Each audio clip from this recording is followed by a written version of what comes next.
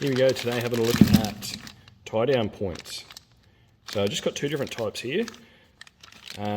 These are the standard tie down points that we see lots inside trailers and in the backs of utes. So this one's a stainless steel, comes in zinc as well, so obviously a bit cheaper, but probably not quite the same quality. Good for 2,000 kilos, although the zinc one's not quite as much. I think they're 1,500.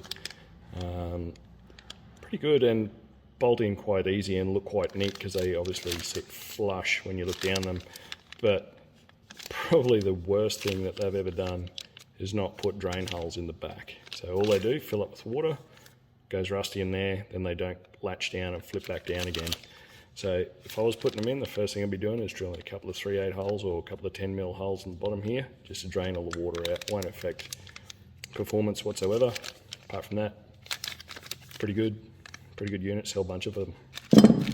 Weld on lugs, self-explanatory, so weld these on the bottom here. If you're a welder like me, you probably have to have a couple of goes, but they come in lots of different sizes as well. This one's a 1 ton, goes right up. This is a 9 ton, but you can get right up to 16 ton in this size and in this type. But you can also get rud lugs which go up to 250 ton, but probably a bit of overkill for lashing anything in the back of a ute or a truck.